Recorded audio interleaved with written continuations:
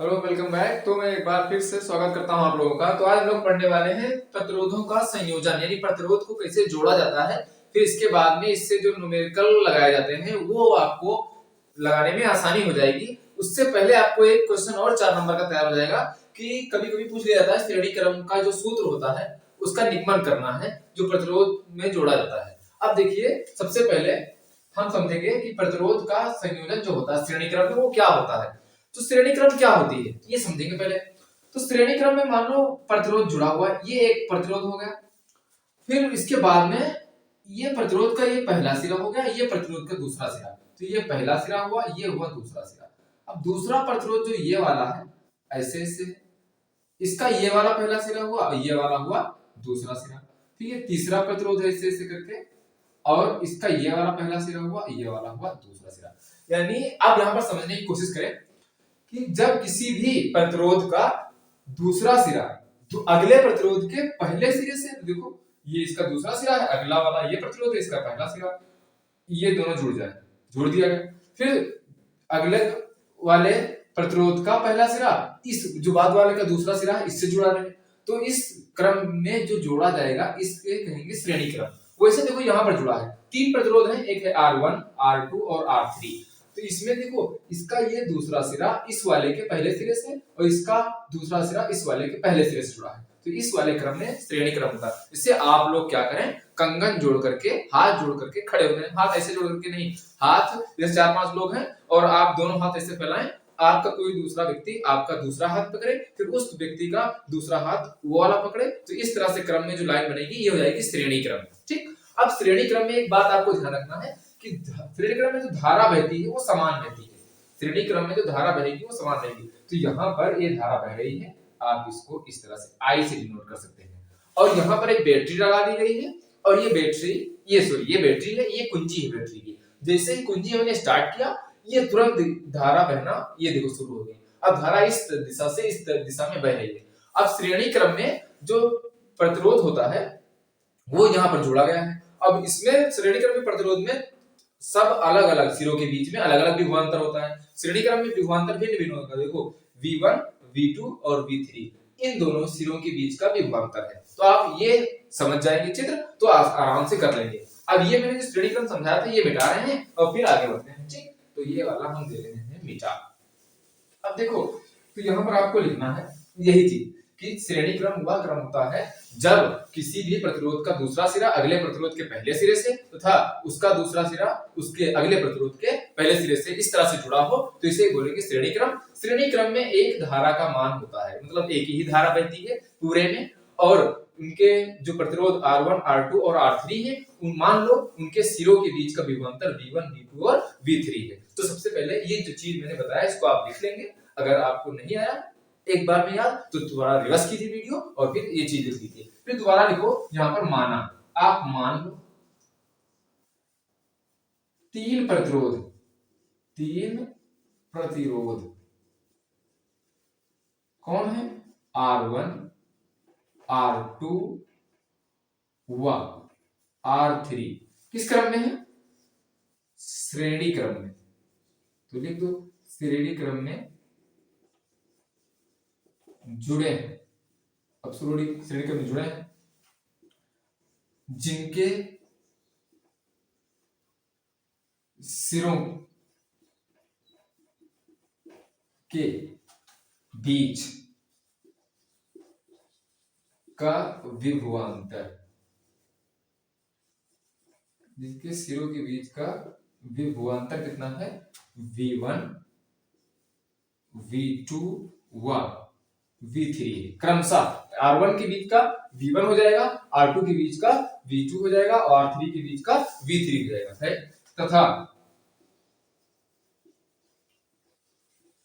उनके मध्य, किसके मध्य, प्रतिरोधों के मध्य, उनके मध्य I धारा प्रवाहित होती है। आपको इतना लिखना है, आप इतना लिखेंगे तभी कर पाएंगे, प्रवाहित होती है। अब यहां से आप शुरू करेंगे इसका डेरिवेशन करना, यानी सूत्र का निगमन करना। सूत्र का निगमन करने के लिए ये पूछा जाता है। तो आप लोग एक काम करें, यहां पर देखें कि आप जैसे ही बैटरी की कुंजी स्टार्ट करेंगे, ये बैटरी, यहां पर हम लिख देते हैं ये बैटरी, क्या है, बैटरी। और बैटरी का विभवांतर पूरा मान लो V है। ठीक, अब इस तरह से हम लोग जब शुरू करेंगे तो यहाँ पर आपको क्या समझ में आ रहा है, विभवांतर 3 है तो हम लिखते हैं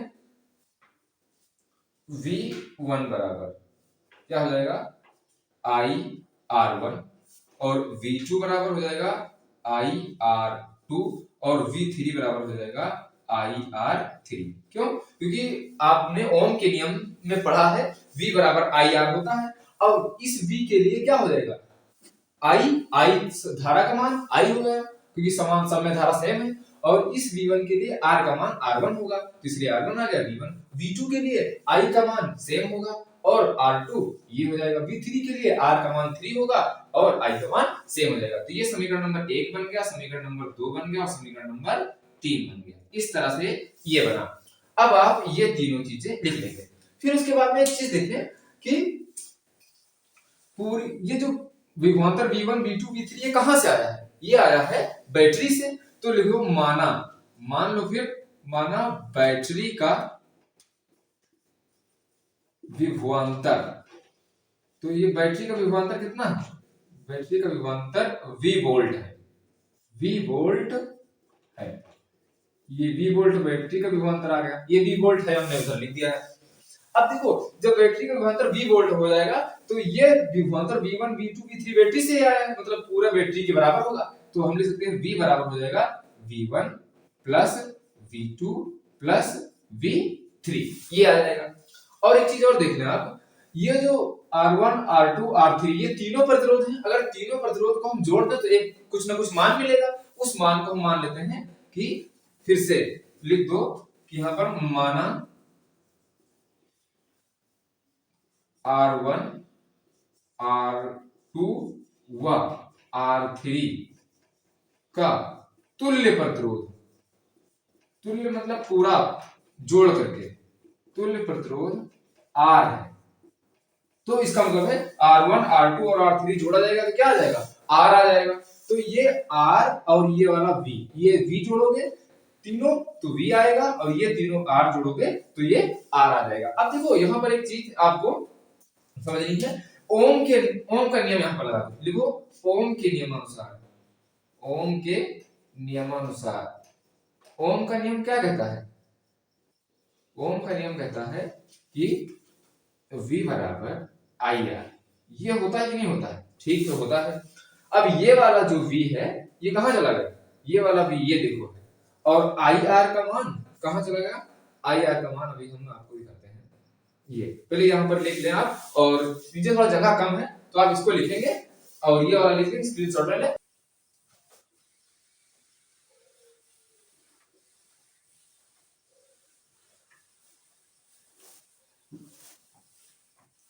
अब देखें यहां पर ये जो आया है V इक्वल टू IR। अब आप देख लें V का जो मान है यहां पर ये V1 V2 V3 है तो हम लिख देंगे, यहां पर आप भी लिख सकते हो, ये समीकरण नंबर मान लो 4 और इसको मान लो समीकरण नंबर 5।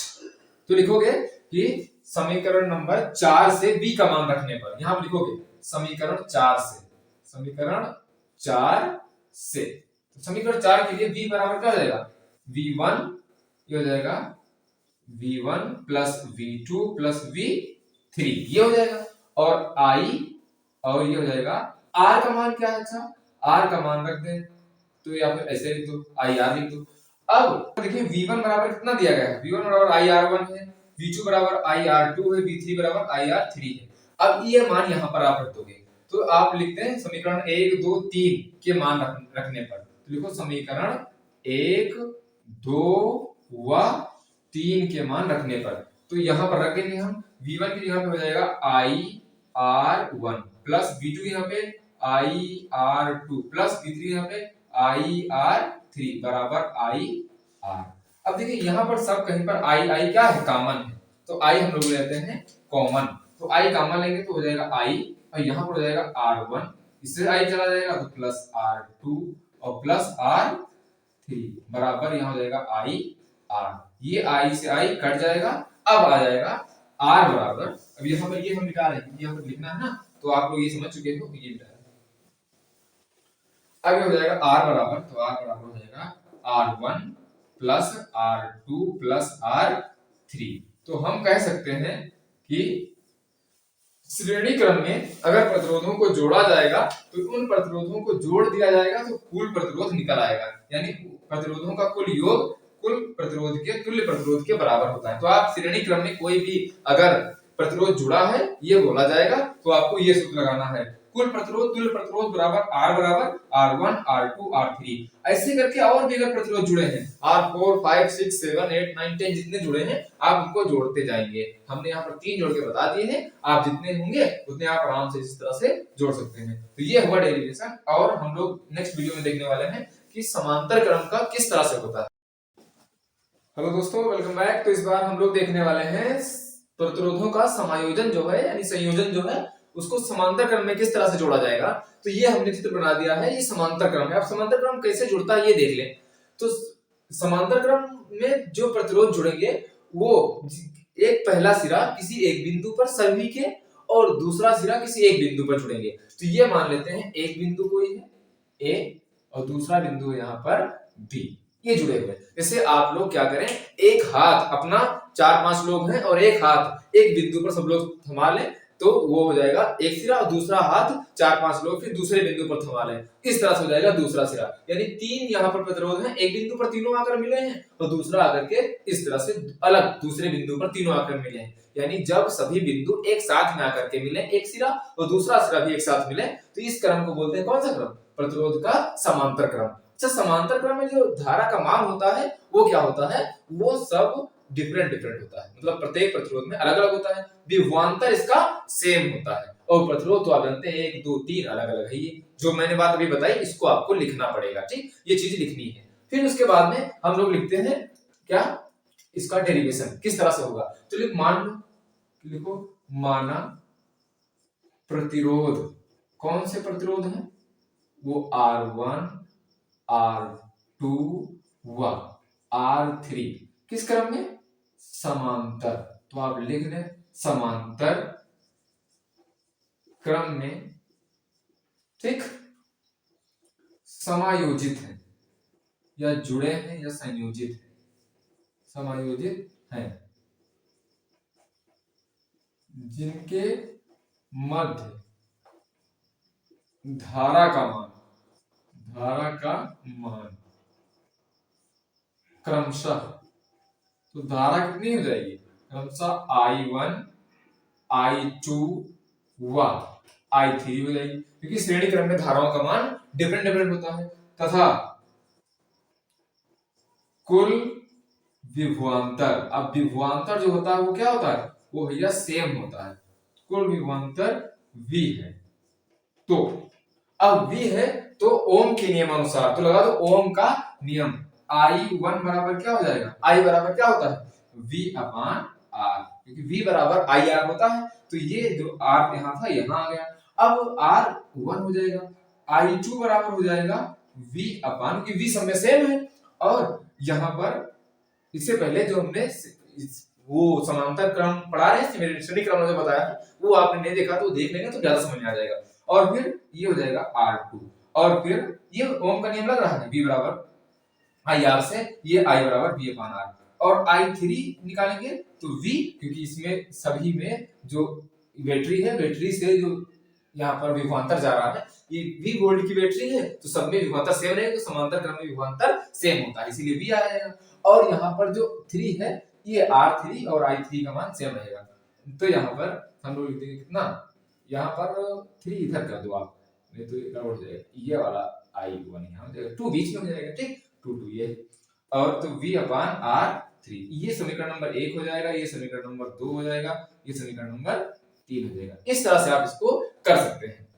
और फिर ये मैंने इतनी जल्दी क्यों बताया है, क्योंकि इससे पहले आपने कंप्लीट कर लिया है कौन सा, श्रेणी क्रम हो रहा, तो आपने उसको नहीं देखा तो सबसे पहले जाइए उसको देखिए, उसमें थोड़ा डिटेल से बताया है और इसमें थोड़ा सा जल्दी बता दिया है, ठीक। तो आप यही वीडियो देखकर तुरंत जज मत कीजिए कि बहुत जल्दी हो गया, समझ में नहीं आया, तो पहले वो वाली वीडियो देखिए फिर आइए यहाँ पर, तब ज्यादा समझ में आएगा। अब यहाँ पर ये चीज तो हो गई, ठीक है। अब उसके बाद में आपको एक चीज समझना है कि R1 R2 और R3 जो है ये आपके प्रतिरोध है।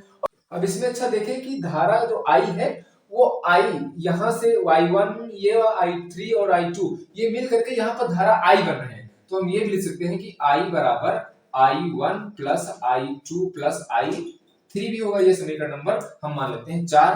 क्यों? क्योंकि यहाँ पर धारा I1 I2 I3 ये तीन धाराएं ही मिल करके I धारा बन रही है, तो ये यहाँ पर ये हो जाएगा। अब दूसरा जो है, अब इन I1 I2 और I3 को हम जोड़ देंगे, तो लिखो समीकरण 1 2 3 को जोड़ने पर, समीकरण नंबर 1 2 व 3 को जोड़ने पर तो जोड़ो, तो ये हो जाएगा I, ठीक, और जोड़ोगे ना तो अभी हो जाएगा I1 plus I2 plus I3, ये तीनों आगे वाले जुड़ गए। अब ये वाले जुड़ जाएंगे, क्या हो जाएगा V1 नहीं V सिर्फ है VR1 प्लस V अपान R2 प्लस V अपान R3, ये हो जाएगा।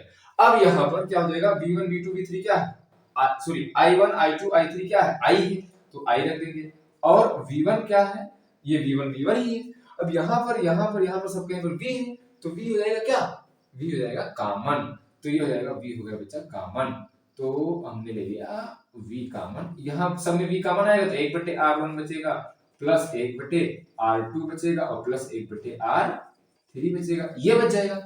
और I बराबर क्या होता है, I बराबर होता है V अपान R, पता है आपको, लिख सकते हो ओम के नियम से, या I हम लिख सकते हैं V अपान R, ये लिख सकते हैं V और ये R1 1/R2 प्लस 1/R3, ये लिख सकते हैं। अब ये V से V जाएगा कट गया, ऊपर बचा 1, तो हम लिख सकते हैं, यहां पर लिखते हैं 1/R बराबर 1/R1 plus 1/R2 plus 1/R3। इस तरह जितने प्रतिरोध हैं आप उनको जोड़ सकते हैं। तो ये सूत्र हो गया किसका, ये हो गया समांतर क्रम का तुल्य प्रतिरोध निकालना। अगर कोई प्रतिरोध समांतर क्रम में जुड़ा हुआ है तो आप इस तरह से निकाल सकते हैं।